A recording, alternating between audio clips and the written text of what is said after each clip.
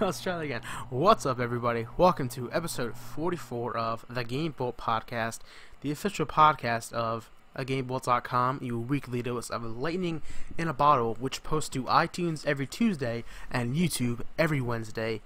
And joining myself today, I'm your host, Brett, and joining me is Grant. Hello. How are you? I'm good. Glad the Cowboy season is over, so I don't have to have my heart ripped Oh out. man, that was a rough season. Yeah, a top Truthfully, 4 pick. Yeah, I mean, Hopefully if get a good player, maybe quarterback, so then when Romo goes out, we don't suck. Well, I think Manziel wants to go. Manziel can go away. I don't want to. I don't disagree there. I mean, it's a scary. I'm gonna talk football for like 2 minutes. It's a scary thought that football minute. A healthy Dez, because he wasn't healthy this year. We can safely say that a healthy Dez and a healthy Dez is, in my opinion, the best receiver in football. I disagree there, but he's up there for sure. He's top 5 for sure.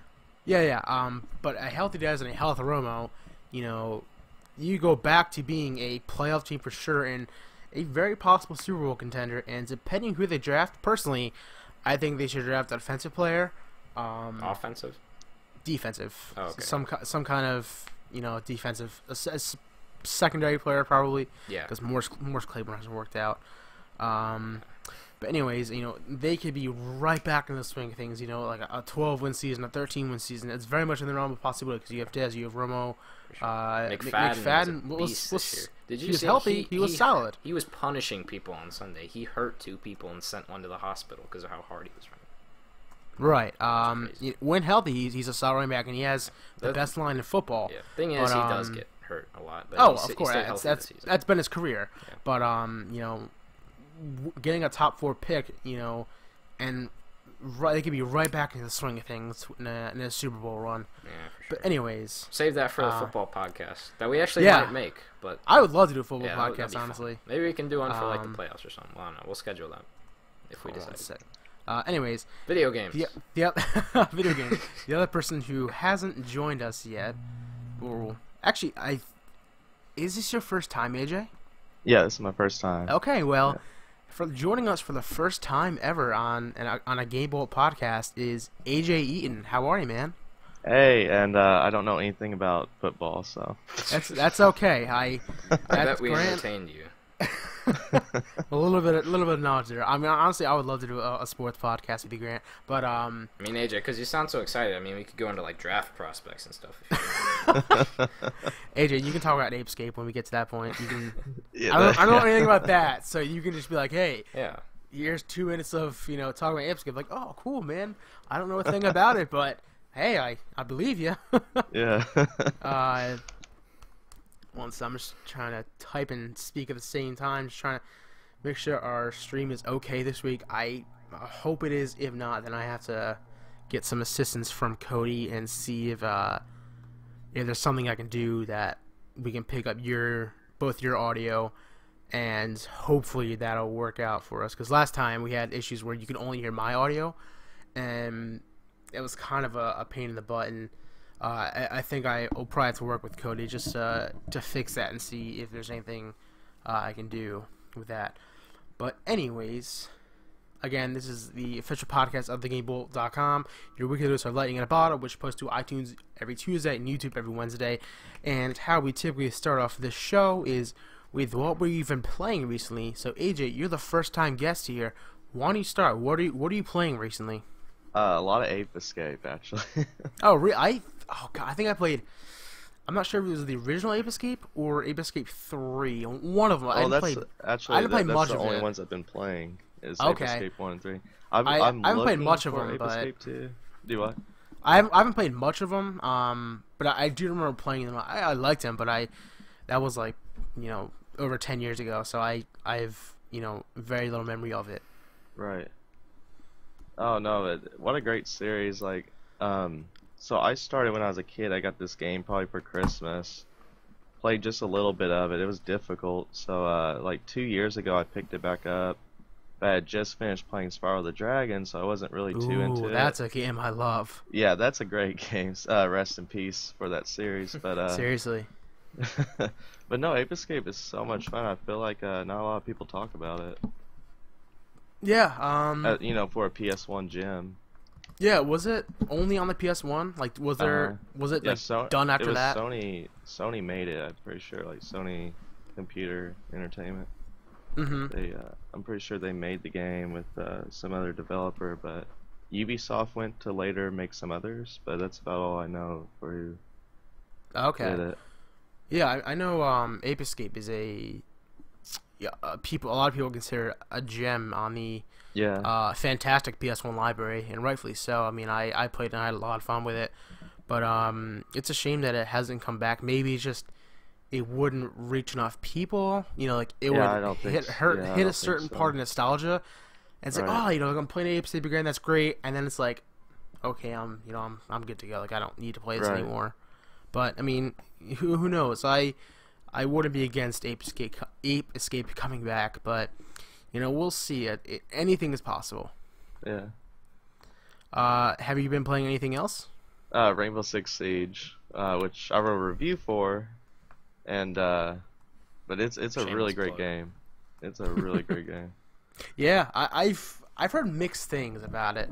I wouldn't say to buy it. I mean, I'd wait for it to go on sale, but I'm a big Rainbow Six fan, so I had to get it. But yeah, I'm a big fan of the series. I know it's online only though, so it's like, I miss that story because Rainbow Six Vegas I love that story. And it just I remember playing Rainbow Six Vegas and I got shot through the door and a guy had a hole in his head and I was like, holy hell! And I was probably like 13 or 14 when I was playing it because my brother had it. I was like, this game is this is for me next gen. This is so awesome. Yeah. I've had so many Rainbow Six games, and my brother was super into the Vegas games, and he was like, it's too tactical, or it's a very slow pace. So he's not a big fan of Siege, unfortunately. I haven't played it. I know I was excited for it.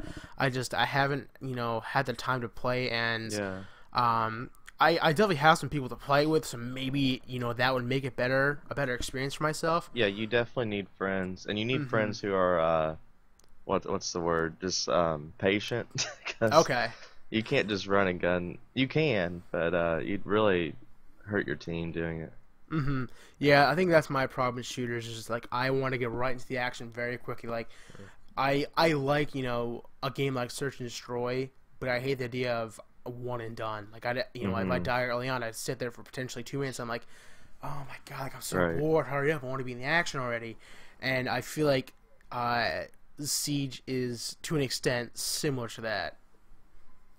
It is. It is. I mean, I'm glad you're having fun with it, though. I feel like if you're a fan of the older Rainbow Six games, which are very tactical, then it should be right at home for you.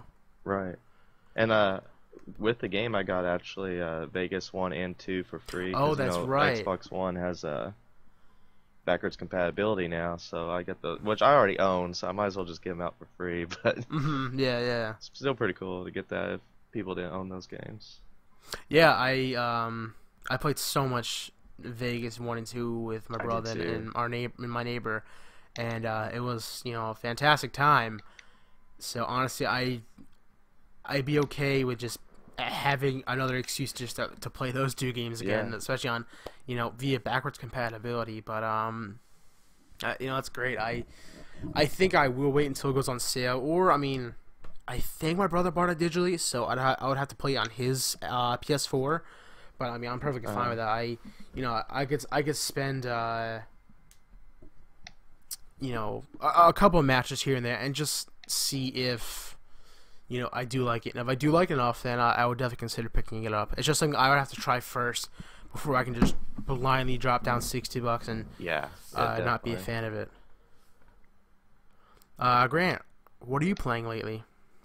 Still just pretty much the same thing as last week. Mostly Just Cause 3. Again, if you want to hear my thoughts about it, you can listen to last week's episode. But it's just a fun game, just kind of stress reliever. Just go around, just fly around, and take over bases and stuff. my story, just cause story of the day is yesterday I was playing, and like for some reason I never use like the like explosives that you have like you can like plant them somewhere and then from like a distance detonate them. So I didn't know you could have those, and so I planted one of those on a cow, attached it to a overhead helicopter, and then blew it up. Oh wow, nice. Yes. That's awesome. Yes, it's a crazy game. I don't know. It's fun to play. And then of course Rocket League, but I haven't actually played that today because PSN's down. Oh, that's right. It is, unfortunately. And dang it, I just checked Twitch, and I guess I can't hear you guys, unfortunately. I'm just rushing. So I'll have to figure that out. What's going on with Twitch, and I'll get that figured out for next week. So I apologize if you're just hearing my audio again. I can't seem to get this OBS figured out. So I promise you, next week you guys will hear the other people in the podcast. It's not just me talking to myself. We guarantee it.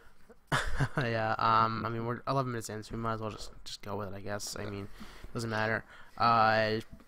You said you were playing. I'm sorry, I missed what you said. You said PSN's down, so you're playing something. Rocket League. Okay, yeah. I mean, and Brett, do we know why it's down? You made me rethink my game of the year because I'm making Rocket League my game of the year now. Okay, what was it before? It was Rise. It was Batman, but then okay, you made me think about it, and then I'm like, okay, it's really Rocket League. I'm glad I fought with you on that, so you could honestly defend yourself. Because I mean, for a while, Batman was mine there too, but then I thought about it. I was like, it's a great game, but the experience I had with Bloodborne is just something that has not been topped this year, and some games have had moments where I'm like, oh, this is fantastic, but Bloodborne just consistently, that curve of just getting my butt kicked and then mastering the game. There's nothing quite like it for me this year, and that's why I'm sticking to it. Yeah, I really kind of want to restart Bloodborne because I've been craving it so much lately. Yeah, because I think I beat the spider boss. I don't remember what it's called, and then I went on vacation for like 2 weeks and then got back, and you can't really just like jump back into that game. So I stopped. Yeah, that's difficult. I also wouldn't recommend going from Bloodborne to Dark Souls because they're two tremendously different games. Yeah. With Dark Souls, I had to be so patient. I was like, I just want to go in and just slash 3 or 4 times. Whereas Dark Souls, you go in and you slash once, maybe twice, and you get out real quickly and kind of just rinse and repeat. And I was like, damn it, like I have all this stamina. I want to utilize it and just take the enemy down now real quickly. But that's not how it's played, and that's why I think I prefer Bloodborne. But to be fair, I've played like 40 hours of Bloodborne, and I've played maybe 10 hours of Dark Souls. So, it's not I've had more experience with Bloodborne, so it's not fair to, pick one over the other when they're two very different things. But I've been craving it so much lately. I have the expansion, the Old Hunters, and it's hard. I got to the first boss, and it has so much HP, and the issue is for it entirely, like, you can either start a new game and you can defeat Vicar Amelia, which I'm confident I can get to her relatively quickly because I know each area, so I have that accessibility. But a newer player, that's gonna be very tough. They're gonna be going at a much slower pace. And on New Game Plus, the Old Hunter itself is also on New Game Plus, so it's even harder. Yeah. So it's like, there are like 5. I don't know if you ever fought a hunter in Bloodborne, but they're yeah, I did. No run of the mill enemy. They're difficult in their own right, on their own merit. Really, and in the Old Hunters in the first area, there's like 5 or 6 of them. Jeez. And it's not one of those things where in the regular game, if you kill one, they're gone for good. Like if you die in the Old Hunters, they come back, and it's like, I spent 10 minutes trying to kill this guy. I kill him, and then I eventually die. It's like, oh, he's back. Well, what was the point of those 10 minutes? Right. But I think it's just a matter of I would have to just I don't want to rush through my New Game Plus file just to, like, level up real quickly and eventually go back to the old hunters and complete it. But I think that will be better for me to complete it than starting a new file entirely and being at a lower level and having lesser equipment.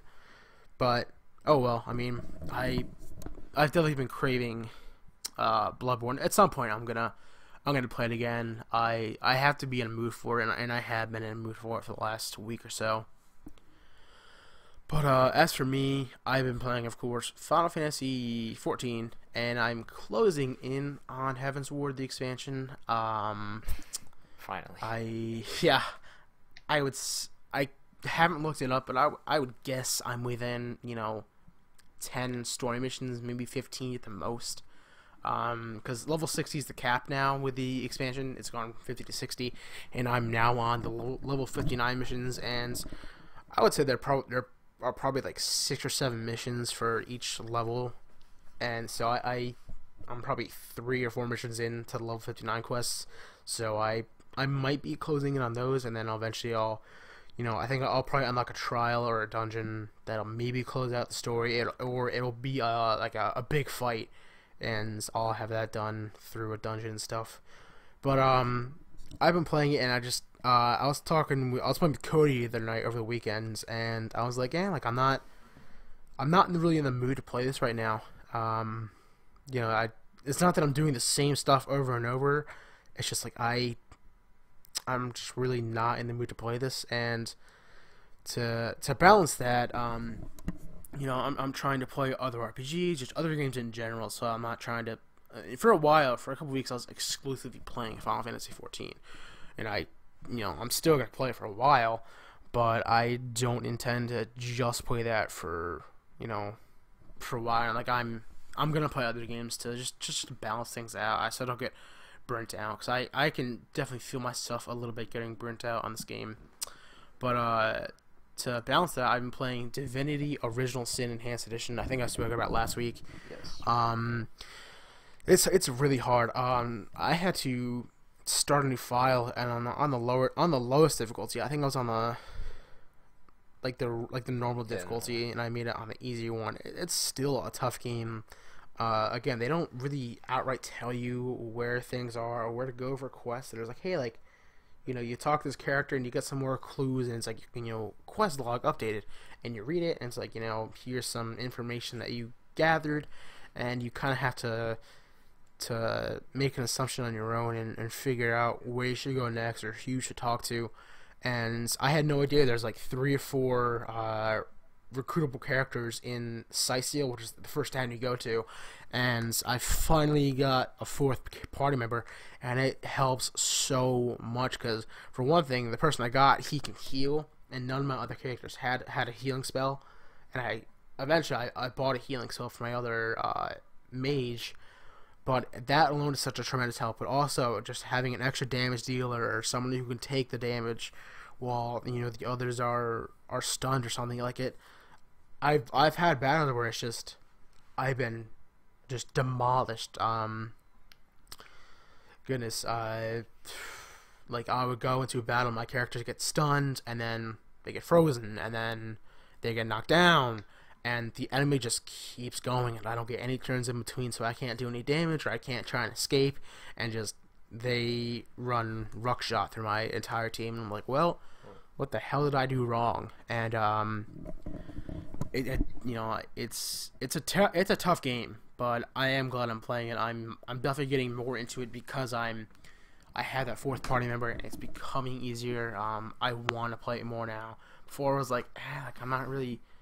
I kind of regret my purchase of this game, but now I'm getting to the point where I'm like, all right, like this is a decent game so far. I'm starting to really enjoy myself. So yeah, that's what I've been playing. Also, Assassin's Creed Syndicate came in the mail today, so and I downloaded that, so I might start that tonight. We'll see. Yeah, I'm excited for that. I need to pick up Syndicate, but I'm probably gonna get it sometime like when it's cheaper. Yeah, that's what I'm doing. I know. I saw you posted something that was like what, $30. Yeah. The crazy thing, it was for whatever reason it was $30 on Xbox One and $40 on on PS4, And then the Gold Edition, which comes with the Season Pass on Xbox One, was $45, which comes with the Season Pass.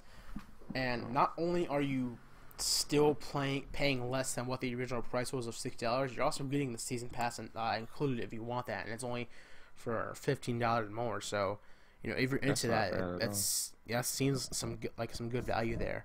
But I'm excited to try that. We'll see. But moving on. One thing I didn't add on the news storm that we'll get to in a second. Oh, that's right. Yeah, if you want to bring that up, actually, if you want to bring it up first because it's still fresh in our minds, and it's kind of a transition. Okay. There's something on the horizon, guys. There's a storm coming. It's a news storm. Boom. Boom. That's we typically just say boom there. So transitioning from Assassin's Creed to Assassin's Creed, Grant, why don't you fill us in on what's going on? This is some news that dropped today. So there are some in the talks. The next Assassin's Creed is supposedly set in Egypt, and they're saying that it won't come out until 2017. So that would mean that they're considering making the series biannual rather than their usual annual releases. I'd be perfectly okay with that. This was via Kotaku, by the way. Jason Schreier, who he said he had some sources, earlier in the year, or technically last year, earlier before he's had some information about this, and now some more people have come to him about it and given him some more details. So it sounds like it's possible. It's also been on NeoGAF and stuff. Some rumors. It's possible that the next Assassin's Creed will be set in Egypt, and that'll be 2017 instead of the annual release, meaning without the next one would come out this year. It's pretty interesting stuff because I'm perfectly okay with that. I hate to just constantly go back to Unity, but look at Unity. That was not the best game, and I wonder what they could do with extra time, or just. I feel like nothing can beat Black Flag. I just enjoyed that game so much, and then after I played Unity, it was just such a disappointment, and that's why I didn't buy Syndicate. Yeah, I feel like for that's me, kind of it for a lot of people. Since Unity kind of I don't know, disappointed. Disappointed. And what makes me mad is I paid $60 for that game. Took a year to play it because of that, and now it's like $4. Yeah, so, most Xbox Ones it just comes free. Yeah, it came free with mine. Yeah, same here. Yeah, for me it's very close between Assassin's Creed 2 and Black Flag, and honestly, I'd probably give it to 2, but Black Flag is very close, a very close second. But it's going to be interesting for sure. I know a lot of people have wanted Japan. And they've done China with Assassin's Creed Chronicles, but we want a true next Assassin's Creed game in Japan. But Egypt sounds said that really they couldn't interesting. do Japan for some reason. What's that? Someone at Ubisoft said they couldn't do Japan for some reason, and it's like they don't think it would be good enough for the series or something like that. Oh, that's right. I was reading that not too long ago. That does sound familiar what you're saying. I mean, maybe they're just not ready yet. Maybe they aren't being honest, just saying, "Hey, there are specific reasons we can't do this." But no matter what, Egypt is one of the first civilizations in human history, and I don't know if they're gonna go back to that time, that far back. That was a couple thousand years ago. That would be really cool. But I'm just curious to see what direction they go in, and I'm glad they're not going with an annual release, just because we're getting. Personally, I'm getting fatigued of it. I have a love-hate relationship with the series. Most of the games, 1, 2, Brotherhood, and 4, I'm a big fan of, and then games like 3 I wasn't the biggest fan of. In Unity I wasn't the big fan of, or Revelations, I wasn't the biggest fan of that one either. So for me, Assassin's Creed for the most part is either great or it's okay, and I'm hoping Syndicate I've heard great things about, so I'm hoping it'll be that part of that great God, what is it called? I can't think of the word. Just great list of Assassin's Creed games, and then I'm hoping, I'll play this, and I'm like, okay, I've had my Assassin's Creed fill. I can wait until 2017 for the next one. And I'm sure other people feel the same way too. Yeah, I definitely agree with that. I know Julius had a clever tweet today. He's like, something along the lines of if the main character is an Egyptian, I'm not buying this, and I'm not trying to delve too far into social justice stuff. But I have to agree. It would be pretty ridiculous for them not to have an Egyptian. When it's taking place in Egypt. I mean, heck, you had English accents in the French Revolution. What gives with that? Grant, do you have any? I know you said franchise fatigue, but do you have any other thoughts on this news? Not really. Just on Assassin's Creed in general, I feel like the franchise is really inconsistent with its games. Just that some will be great, some will be terrible. I think it'd be good for them to take some extra time on it to make sure that it's a better game. Yeah, and I think it's a relief for everybody. Really, it's you don't have to. I mean, first off, Ubisoft doesn't have to rush to get this game out. They don't have to meet these shorter deadlines. They can take their time and really work on I haven't played Syndicate yet, but I pray to God either the Syndicate or whatever this next one will be has much better movement than the series is known for, and just better combat. Personally, I'm not the biggest fan of those two things, but it's little nitpicks, but it was cool news to hear today. Actually, ran a lot going on today. Yeah. For me, Syndicate and Unity both, they just have too much on the screen. Your your objectives would be fine, but they have every enemy that's nearby and 500 other missions, and it's too much for my eye. I feel like. I mean, that might just be me, but it's just a lot on the screen. Yeah, it can definitely be overwhelming. I like the idea of collecting everything, but I know that I reached a point where I'm like, screw it, I'm just gonna stop collecting all the stuff. I think my biggest issue with Unity is I got to the very end, and it's like, oh, you need to upgrade your gear, so you need 300,000 of the currency. It's like, well, where am I gonna get that? The missions I do give me 1,000 a piece, and chests give me maybe 500. So I would have to do some serious grinding just to upgrade some stuff. Yeah. But anyways, that is enough of Assassin's Creed. So let's move on to the next story, an unfortunate story. We have our first video game delay of 2016, the first and that is many, probably. Yeah. It's a bigger title. Scalebound is now delayed to 2017. So disappointed. Yeah, I've been really excited for this game since it got announced and since we saw Gamescom footage. But this is from Platinum Games themselves on their site. They're saying, quote, "As we enter into 2016, we want to provide you with an update on Scalebound, the upcoming Xbox One exclusive action RPG that lets you fight alongside a fearsome dragon named Thuban. Development on the game is going well, and we're really happy with how it's coming together. Scalebound is one of the biggest games Platinum Games has ever created, an epic adventure filled with exploration, and fantasy gameplay, inventive multiplayer, and action-packed battles on an unbelievable scale, all set in a beautiful and evolving world. It's the game our team has always dreamed of making." Can you hear my dog, by the way? Yes. Okay, I'm sorry It's about good that. I'm sorry. Oh my God, come on, dogs. Do you not bark? Just shut up. Hopefully she stops soon.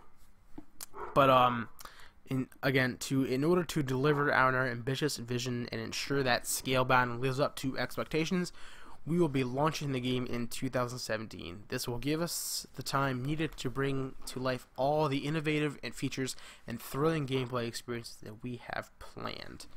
So yeah, it's going up on the site very, very soon, within the next hour, or probably 20 minutes after this podcast is done. I'm gonna put up my news, a news flash, or little mini editorial on the delay of Scalebound, and I can understand why this game is delayed, and I'm perfectly okay with it. I don't know if Platinum Games have done an open world game before, and I mean this game is tremendously ambitious, and I mean good for them that they're trying to make this game as the best it can possibly be. It's an action RPG.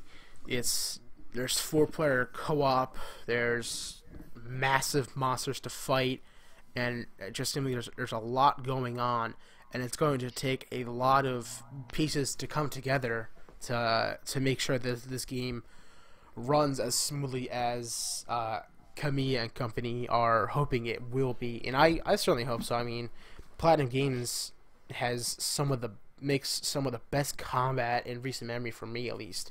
I think stuff. Did they make Bayonetta? Mm-hmm. Bayonetta 2. Bayonetta 2 is the best action game I've played. But I'm curious to see how they can go about this open world. I mean, if it's an action RPG that can play as tight and as smooth as Bayonetta, then sign me up. 4-player co-op, I'm not sure how much that will play a factor.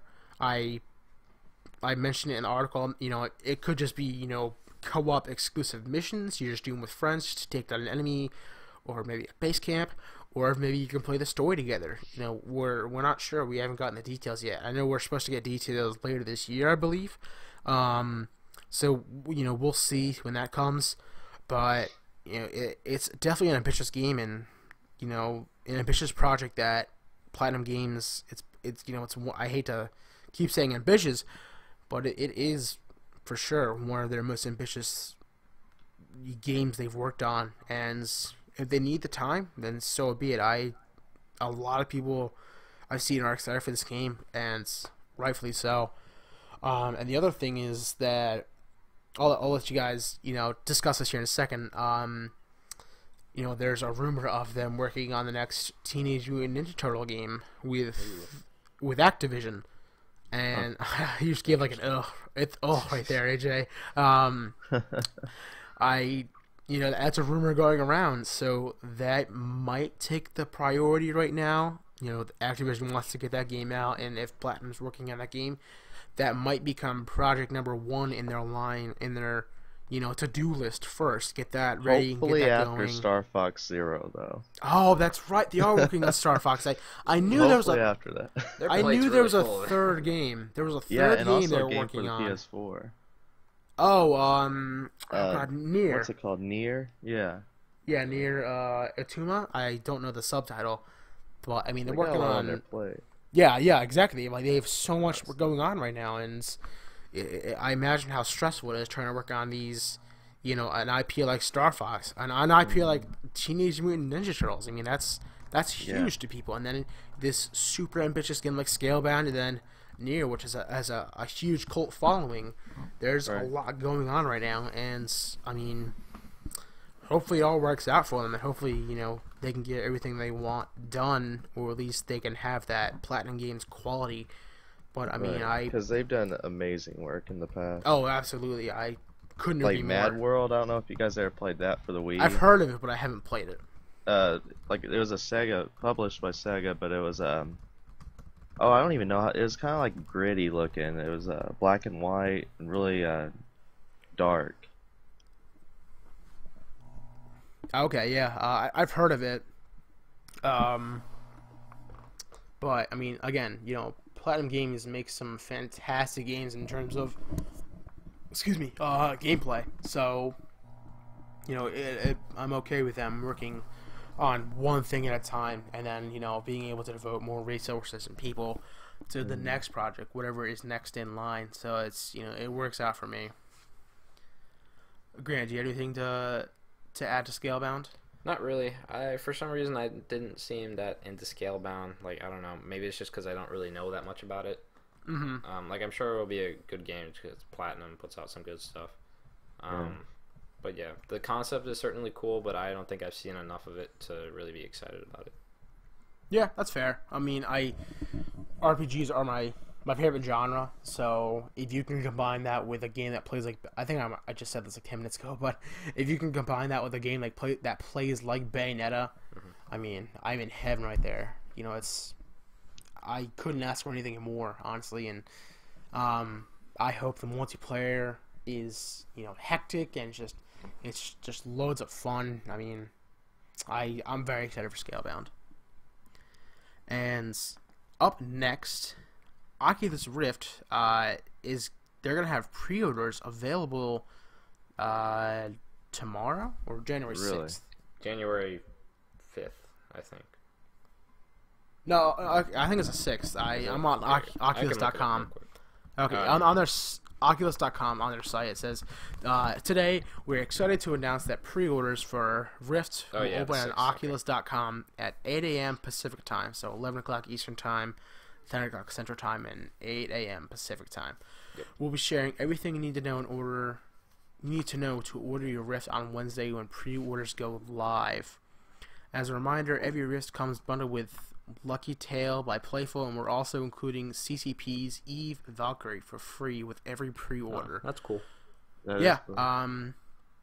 Personally, I don't have the most interest in VR. Didn't you get to try it at PSX? I didn't. Jason did. Oh, yeah, okay. I know Jake was able to too. I don't know if Julius did. Yeah, but Jake's got the inside sources. Yeah, GameSpot perks. But I know Jason tried it for sure. And again, I'm just gonna keep tooting my own horn. Like, it's something I need to try first. I don't know much about Oculus Rift. It's something I just haven't read into it too much. So that's kind of on my end. Why I'm not too into it. If you're into it, fantastic, and you're excited for this. I mean, good luck. I imagine those pre-orders will sell out like hotcakes. Yeah, for sure. Yeah, me and John got media badges for PAX South, so I'm hoping that I'll get to try it out there later this month. Yeah, I know PSX, there were certain games that you could just, get, you could like set up an appointment, ahead of time, and you go in anytime within that half-hour window and you could try it out. Or there were, I guess, non-appointments. There was like a back entrance to not have to sit through a line. And then I think there were stations that were either appointments or mainly for the press. Not positive on that, but I think there was some games that looked really interesting, like Rigs and a couple others. But the wait was ridiculous, and you needed an appointment, so it was almost like a first come first serve. But have they said anything about cost? No, that's the one thing that I thought was kind of weird. They haven't said the cost yet. They just said that. Yeah. I'm really worried about that. I mean, I would hate for someone to pre-order this and then they find out the cost. It's like, say it's $400. Yeah. Like, well, I was hoping to spend $250 or $300, not $400. Right. So hopefully they announce the price like that day on the 6th, which is a Wednesday. We'll see when that day comes. But for now, I mean, check out Oculus.com. I'm not sure if it's just on their site where you can pre-order, but good luck to you if you're looking to pre-order this. So up next, the PlayStation Plus games for January have been announced, and the games available are, drumroll please, I'm opening the page right now. Okay, so the PS Plus lineup for January on PS4, you will get Grim Fandango Remastered and Hardware Rivals. PS3, you will get Dragon Age Origins, fantastic game, and Medal of Honor Warfighter. And on Vita, you'll get, oh god, I'm gonna botch his name so poorly, Nihilumbra. No idea. Nihilumbra. Legends of War Patton, and because Grim Fandango is cross-buy, you will also be able to have Grim Fandango Remastered on there as well. I'm surprised I haven't bought Grim Fandango yet. Honestly, I'm very excited this is on PS Plus. I've been wanting to play this game for quite some time, so yeah, it's very exciting. I've been playing a bit of not as much lately, but I've played some Broken Age, and Broken Age is really good. Yeah, it's very good. I love the writing. And I'm curious to see, how I've heard it doesn't hold up in terms of the puzzles. Like, the puzzles are just like how the hell do you figure that puzzle out? Yeah, That's like the so one main gripe I've heard. But I've heard, the writing's fantastic. It's funny. The story is strong, and it's a classic to many people. So I'm very excited to play that. I still wish I had a PS3 because I would be perfectly fine with just downloading Dragon Age Origins and just playing that because that game is something special. I'll But, probably get on my PS3 and download it, but I'm not sure that I'll play it. Have you ever played it? No. Okay. Have you played Mass Effect? No. Jeez, Grant, what are you doing? Listen, I'm behind on a lot of this stuff. Grant, I mean, personally, I prefer Dragon Age. I'm gonna play Mass Effect on Xbox One backwards compatibility. So Oh, Yeah, that's that's a good right. idea. The first one is. That would be a good idea. I hope that 2 and 3 come via backwards compatibility. If they weren't to announce, a remastered trilogy, I hope at least 2 and 3 will Oh, that'd come be eventually. nice, actually. Yeah, that would be fantastic. And I have yet to play 3, and I know that's the one that's like everyone's like, do that ending. So I don't know anything about it yet. Somehow I've avoided that. Yeah, I wanna replay the series, but Yeah. worst comes to worst, 2 and 3 are announced for backwards compatibility, and I pick up the Mass Effect trilogy for like $15 at GameStop. But I mean that if that were to happen, I would be ecstatic. But Yeah. Dragon Age Origins is a fantastic game, and I don't know if. Correct me if I'm wrong, but you're not the biggest RPG fan, Grant? not the biggest, but I can get into them if it's like the right thing. Okay. Yeah, on console, the combat isn't the best. What they included in Inquisition is you could like hit the touchpad, you can go into like a tactical mode and pre-plan your attacks, or you could essentially pause time and then plan your attack out and then fast forward time and execute it. So kind of like a Transistor if you played that. In a way, yeah. Unfortunately, that was for Dragon Age Origins. That was only available on PC. Oh, okay. So it's like active time, but it's not the best combat. But it has really strong characters and a compelling story. And there's a lot of content in the game, and I can't recommend it enough. Even if you haven't played this, give it a try for a few hours. First couple hours are overwhelming, but it'll open up. There's some twists that happen, and you're like, wow, this is a really solid game. But if you don't want to try it, that's fine. I like it a lot. Anyways, up next, this is the Xbox One Supercharger. So this is via GameSpot, and this And that thing Xbox looks awesome. One. Okay. All right. So Grant has just left. Unfortunately, he has to get going for basketball practice. So it's just, excuse me, AJ and I. So this Xbox One Supercharger fully charges your controller in under a minute. Oh my God, I want this. Gaming peripheral company PDP. Whoops, AJ got cut out unfortunately, so I'll have to add him here in a second. But you there, AJ? Yeah. Okay, so we're good. Sorry, people, just some technical issues. But so gaming peripheral company PDP has announced a new Xbox One charger, the quote supercharger, that it says will fully charge the controller in under 60 seconds. 60 seconds, yeah. That is insane. And PDP does good work too with their accessories. Okay, do they have any notable accessories that people would know about? I've never rock heard of candy. them, but okay. I mean, just like for just fun things, like they did rock candy, and they also did the glow in the dark like controllers or oh God. afterglows. Yes, Yeah.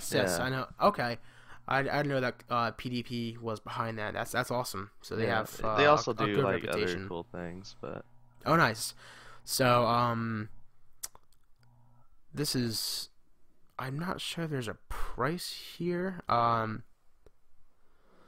It seems like at this current moment we only know that this add-on exists. We don't know much about the cost or when it's coming out. I believe IGN has either images or video of the accessory, so if you want to go there, you might be able to find it. Yeah, I'm just reading through GameSpot real quickly, and it says there's no pricing or availability currently available yet, so we'll find that out.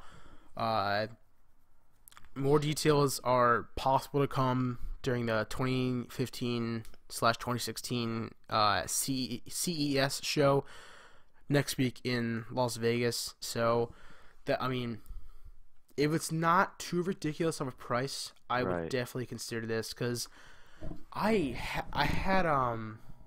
have 2 wireless controllers, and I bought 2 of those like charging kits, so you don't have to use charging kits. Yeah, you don't have to use batteries. And one of them disappeared. I don't know where it went. I don't know if I just like misplaced it in my, like, I have a basket where I put all my games and my controllers and stuff downstairs where my Xbox is, and I'm not sure if I just misplaced it in there or what. And it's not too costly. It's just it's annoying. Like, I had it and then it's just all of a sudden it's gone. And I have my second one, but I'm just like, where's that other charging kit? I wish I knew where it was. Yeah. But because those are kind of expensive too, anyway, just for the charging kits. Yeah, I don't know. I haven't been to Target because I bought mine at Target. I would say between $25 and $40. Yeah, maybe they've gone down, but when they first came out, I know they was really expensive. Oh wow. They might have lowered them by now. Yeah, I bought mine some point last year. So and I think I have a gift card somewhere, so I could easily just go to GameStop or Target and buy one there with some leftover Christmas money. So I might do that actually, but yeah. Before I do that, I would like to get the information. Know the price. Yeah. Yeah, the price. And I saw pictures of them, and they're not bulky. Well, they're kind of bulky, but they're almost like a stand. Okay. So they're like you just set your controller in them and it charges it. So it's not bad. You could see it easily placed by your console, and it would look pretty good. Oh man, I'm scared of like putting my controller on there, and like it starts off slowly and quiet, and it's like makes like a crazy loud noise, and I'm like, oh god, what is that noise? And then your controller catches on fire. It's a boom. It's like, oh Jesus, there's like $60 out the window. It's like, damn it. Yeah. Why do you do this, PDP? But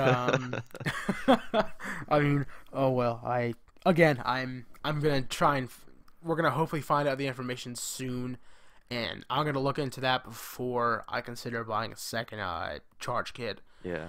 But anyways, actually, I don't even use my wireless controller all that much. I have a Fallout 4 controller, so Oh, really? I've been using that, and it's lengthy enough that I can sit on my couch, which is probably like 10 feet away or so, and I can just it does recline, so I can just sit back and relax. Or I have an ottoman I can sit on if I want to. So it's not the wire is substantial. Of course, I do wish it were wireless.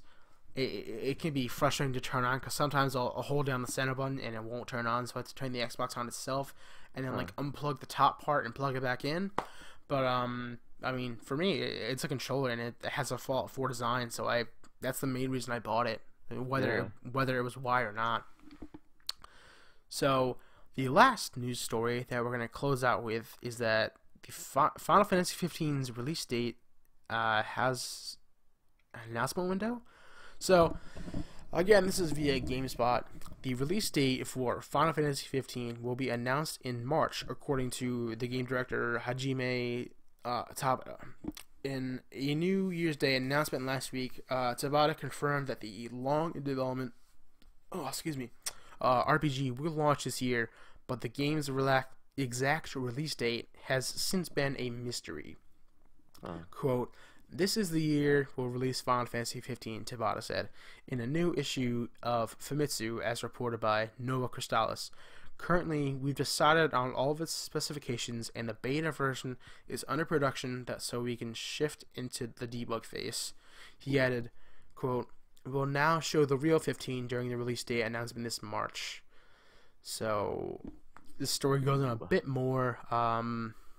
They said that it could be eyeing a summer release for Final Fantasy 15.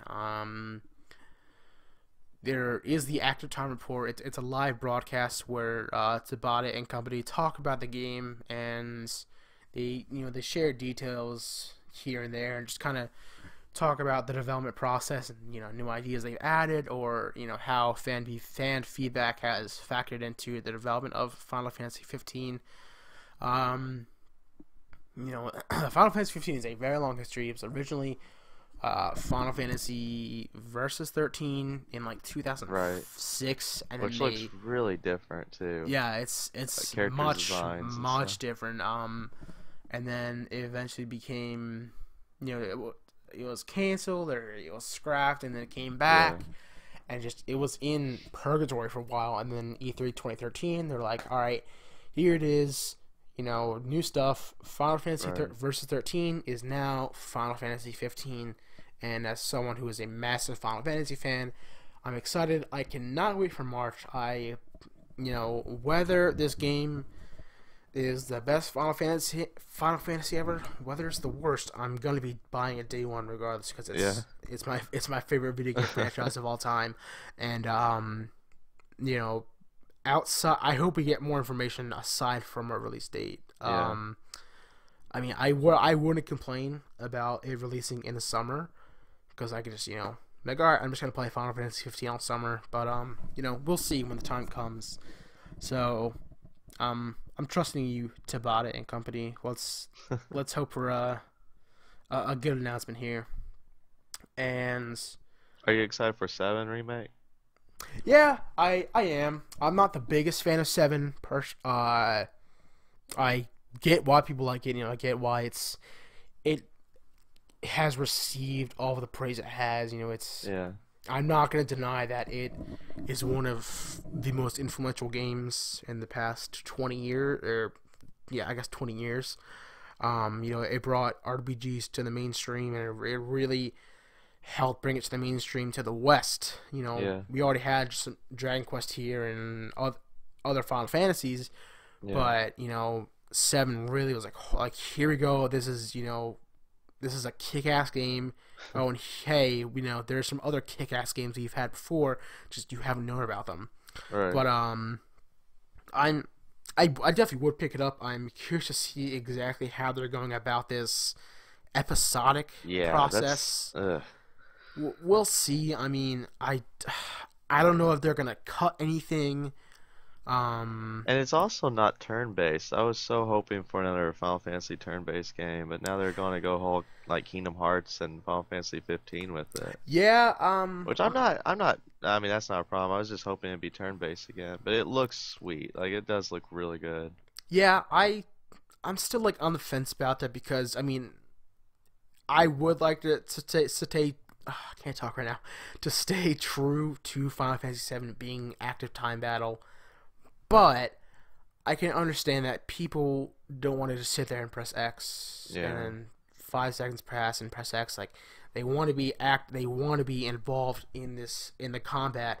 So making it similar to 15 is a welcome addition. I feel like it's more accessible that way, and I'm fine with that. This will be the first time some people are playing Final Fantasy VII, and it'll be vastly different. But they'll still be playing Final Fantasy VII, and hopefully the core ideas and the core narrative and characters, etc., they're all still there. I trust the foundation will still be there. It's just I'm very curious, with the new combat system, with it being episodic. I'm curious what's new, what's different, how is it going to work out. Yeah. But plus, what looks great about it is I loved Advent Children, the movie. Yeah, so I thought it was a good movie. Just like that, and I'm like, oh man. Yeah, that's a dream come true. Yeah. I was at PSX, and at E3 when they announced it, I was like, holy shit! Like they're doing it. They're finally doing a Final Fantasy VII remake that people have wanted for so long. And then I was at PSX, and they showed that little like minute of gameplay, and had some voice acted narration over top of it, and I was getting chills. I was standing up, I was clapping. I was like, oh my god, this is so stinking awesome. It's something I'm passionate about. It's something millions of people are passionate about, and rightfully so. It's gonna be awesome. No, I just can't wait for Kingdom Hearts 3 though. Like, I'm not the biggest Final Fantasy fan, but I'm bigger on Kingdom Hearts, definitely. And I've been waiting for that game for way too long. Yeah, I'm right there with you, but I've since removed myself from Kingdom Hearts. I don't know I if know, and it's sad. I have like, oh, just it's so I don't depressing. know if I've ever spoken about it on the podcast, but I Kingdom Hearts 1 and 2 are some of my favorite games Yeah. on PS2. They were fantastic They were, RPGs. and that was before I even knew that people even knew about them. Because I Mhm. never, got on the internet or anything like that. Yeah, well, I wasn't, looking on IGN or GameSpot, Right. so I loved those games as a kid, and I played them so many times, and Uh-huh. then I don't remember when. I remember there being like a trailer or a rumor of Yeah. Kingdom Hearts 3 in like 2006, Right. and there's like 3 Keyblades in the ground, and I Yeah. was like, holy, like this is it, this is Kingdom Hearts 3, Right. and then Nope. we Birth got by like sleep.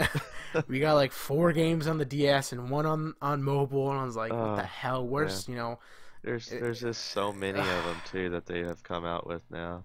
Yeah, I played Chain of Memories on the GBA, and I liked it. Right. Yeah. Yeah. I And thought I it got was it. great. I got it also for the PS2 when it came out then. Okay, and I tried playing Dream Drop Distance, and I was like, who the hell are these characters? Like, are they like? It looked like some of them were from The World Ends with You, Yeah. and I was like, how does that game connect with Kingdom Hearts? Right. And I could read into it, but that would probably make things easier. But like, I just want to play them, and I suppose I could pick up 1.5 and 2.5. Right. I picked up And 1.5 and I've really enjoyed playing the first one again. 2.8. Yeah, I saw that too. I don't even know what is in that package. Yeah, like why did they even release 2.5? That's what I really dislike about a lot of like Nintendo does that with their handhelds, and Square does that with their games. They'll release a game but then release a better version within the year. It's just, what are you doing? Yeah, it's like I already spent $60 on this. I don't want to drop Yeah. another 60. It's like, Yeah. come on. So yeah, that in a nutshell, like I have no idea what's going on with the Kingdom Hearts story. It's like Kingdom Hearts 1 it's isn't confusing. even the first game in the timeline. It's like, Yeah. and to be fair, they've done that with Legend of Zelda. Yeah. And I did read up on it, this is where Link wins, this is where Link falls, and Right. all this stuff happens, all these butterfly effects, and I could feasibly do that with Kingdom Hearts. I'm like, I haven't played a Kingdom Hearts game in over 10 years, and I part of me gets so excited and giddy. I'm like, oh, Kingdom Hearts 3, I had at a point I had an attachment to this franchise, but now Yeah. I'm like, I mean, that's why I bought a PS3 was because I really wanted Kingdom Hearts 3. I never thought they'd bring it to Xbox, and then Mhm. it never came. And now I have not bought a PS4, but it's coming to Xbox One. So I mean, it sounds like I shouldn't be doing that because you gotta stick with the Sony. But I don't know. I'm glad I just get to play it now. Personally, I mean, it's Kingdom Hearts 3. I don't care what Right, yeah, what I'm system just glad I get it's to on. play it. It's. I mean, hell, Final Fantasy was on Nintendo, and then it Yeah. went to Sony. And it's like, well, Yeah. I wish Final Fantasy was always on Nintendo, but like, And now that's Cloud not how it Strife is. is on Super Smash Bros. Yes, Like he's so fun to use. it's But just- it doesn't yeah, matter anymore. It's like I'm so removed from Kingdom Hearts, and it's a shame because the younger me, of 10 years old, I'd have been like, oh Right. man, like what are you thinking? This is one of your favorite series. I'm like, yeah, it was at one time, but not anymore. I can't care about it anymore. It's just those 4 or 5 games, however many there were on the DS and mobile. I had no interest in playing them, and I had I didn't really have money, so I couldn't play them. So I was like, like I just let it go past me and just not know what the hell's going on in the story. Right. But Man, well. that's almost got me down thinking about that because the way you just put that is exactly how I am.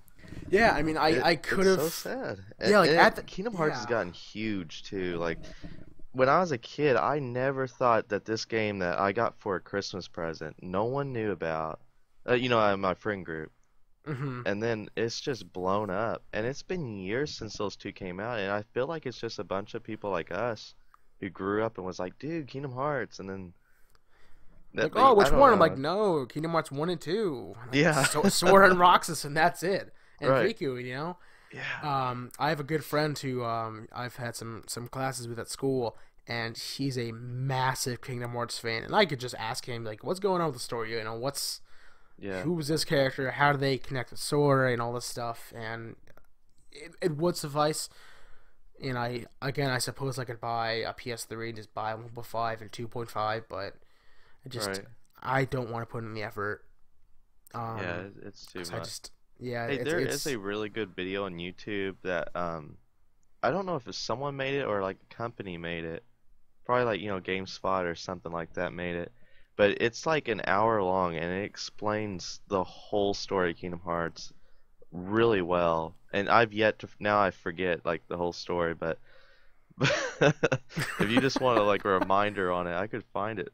And yeah, I have heard of a video like that. I don't know what it's called, but I have heard of something like that. So I'll definitely have to check that out. Yeah. We'll see. I mean, I don't anticipate it'll be out this year, but if it is, I really hope so. Yeah, that would be sweet for fans. I just think right now Final Fantasy 15 is the top priority. Yeah. So that is more likely to come out than of course, there's a stinking car alarm going off right outside my window. You had everything go off. Damn it! I just want peace and quiet for like 3 more minutes. Yeah, I mean, honestly, I totally forgot what I was saying too. But I there are ways to catch up. I mean, I have a friend who like knows everything about the series, so they could very well be like, "Oh, it's my mom too. Come on, turn your car alarm off." I have a friend who's very into the series, so I could ask her like, "Hey, what's going on in the series?" And she could just give me a rundown of what's going on. I'm like, "Okay, cool. I'm ready for 3. I won't be emotionally attached. I know I'm gonna pick it up. I won't be emotionally attached to it. I won't be emotionally excited for it. But it's better to go into knowing what's going on than being lost." Yeah. Anyways, that is going to wrap it up for episode 44 of the Game Bolt Podcast. And again, I apologize for this lack of preparation with OBS and trying to stream this. Unfortunately, they can only hear my voice, so I'll have to work with Cody and just figure it out, because I know when he's not available, I would like it so that Grant or myself can do it, so we don't have to have him there, so he doesn't have to just sit around for us. We can do it ourselves. But I promise you, I will get that figured out by next week, and it'll be back on track with being able to hear the other members of the podcast voice, and that'll be nice, so we can have more interaction. It'll be a more lively and active podcast for the fans. And of course, this is the official podcast of thegamebolt.com, which posts to iTunes every Tuesday and YouTube every Wednesday. And you can follow us on Twitter at @the_Gamebolt. And if you have any topics we should discuss, anything that interests you, any questions, just feel free to tweet us, and we'll try to get them answered on the show. We'll try and discuss them. We try and tweet out at least an hour before we record or stream the podcast. For sure, at the least, at the most, we get a couple, like 3 or 4 hours beforehand, just so people have more time to ready their questions. And time to plug some recent stuff on the site. I today posted my top 5 JRPGs list. I saw that. I wanted to give that a read. Yeah, it goes Lunar Legends, a GBA game. That was a Sega CD game and a PS1 game. Suikoden 2, which I can't recommend enough. It's a gut-wrenching game. Xenoblade Chronicles, Final Fantasy X, my favorite in the series, and then Persona 4 Golden. And I just kind of reminisce, why each of these games are significant for me, whether they be for personal reasons or just because I love the characters and the world. Just, it's RPGs are my favorite genre of video games, and I don't play enough of them, and I hate that. Like, it's just I don't have time to set. I don't feel like I have enough time. It's tough. But I know if I finally got it, I would make the time for it. That's how I am with Oblivion and Elder Scrolls games. I'd play them, like Fallout 4. I wish I could play it. I can't get in the mood for it. It's awful. Yeah, personally, I prefer JRPGs over Western RPGs, but to me, RPGs are RPGs, and I would, although it's 60 hours, I would much rather enjoy those 60 hours of level grinding and these weird characters than a 10-hour story. That's just how I've always played games. That's how I grew up. Yeah. But also check out Dylan's Gaming Under Depression article, which I read today, and that's, he goes through a lot, but gaming is a way for him to escape. And Dylan's an awesome dude, so Yeah, give that a read if you can. And then Liam has recently put up a 5 great uses of hashtag PS2, PS4, where Sony was, trying to get some ideas of what PS2 games they should put on PS4. Hint: Dragon Quest VIII and Final Fantasy 12. Your only 2 answers, and maybe Dark Cloud 2, and that's it. Outside of that, Liam lists some of the games that you should include. But I believe Grant's Twitter handle is GrantRam3, where you can see him tweet about the Cowboys and Rocket League and video games and such. And AJ, Which is where finally can we? coming to Xbox One, by the way. Yeah, Rocket that's League. awesome. I'm so happy about that. We mentioned but, on last week's podcast. Yeah. I don't want to assume, but I would guess that you're jealous that we don't that we can play, but you can't. Yes, I am so jealous. Now I could totally get on Steam, but I do not have a good computer to play that Yeah, on, yeah. so I have yes, a I am Mac, so very there's no way in jealous. hell I could run it. There's a lot of so- games I would love to be able to play on Steam, but If I could be a PC, if I could, be a PC gamer, I would do it because yeah. it'd be fantastic. But I just have a Mac that I use for school and for writing.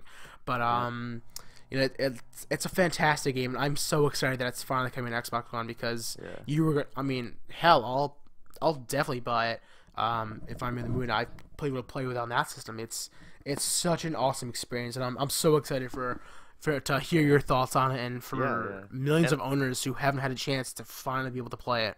And what would I was trying to think of this the other day. Rocket League, what kind of game genre is that? Because I love games like that in whole. You got like NBA Jam, and you got IDARB, ADARB. Yeah, I would consider it it's a sports game. Yeah, but they're like silly sport. I can't. Yeah, it's like a subgenre of sports Yeah. games. And they're my favorite for sitting on the couch with friends. They're perfect. It's so just ridiculous. Like But soccer, have you ever heard of maybe? Duck Game? I've heard of it. I know. That's a great one for people who want to. Is that have- an Adult Swim game? I think it is, but it's on Steam.